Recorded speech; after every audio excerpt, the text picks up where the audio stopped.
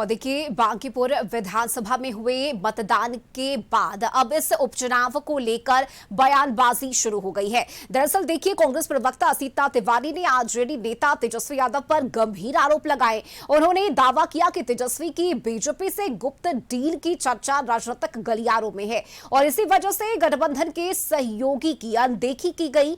इस पर आरजेडी प्रवक्ता एजाज अहमद ने कांग्रेस नेताओं से संयमित बयान देने की अपील करते हुए कहा कि ऐसी बयानबाजी महागठबंधन की एकजुटता को कमजोर कर सकती है, तो वहीं बीजेपी ने तंज कसा है।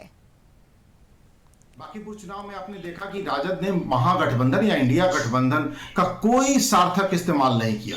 पता नहीं क्यों नहीं किया। हो सकता है तेजस्वी जी की रुचि नहीं रही हो, वो अलग मसला है।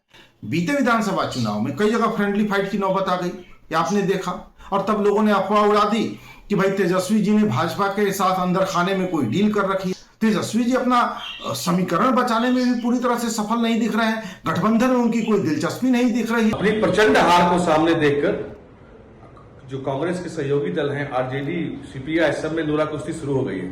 एक दूसरे पर आरोप लगाना शुरू कर दी और ये आरोप कोई नया नहीं लगा रहे हैं। शुरू से आरजेडी अहंकारी की तरह व्यवहार करती है। कांग्रेस को कभी तवज्जो नहीं दिया।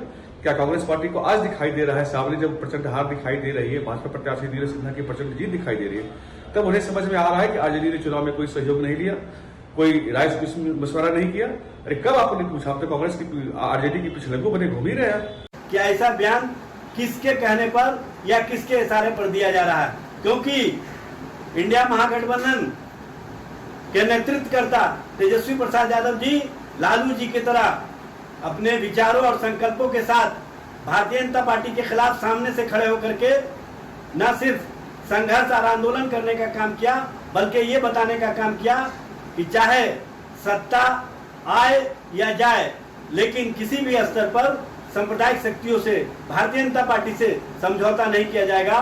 और समझौतावादी राजनीति कभी भी लालू जी और तेजस्वी जी नहीं किया है।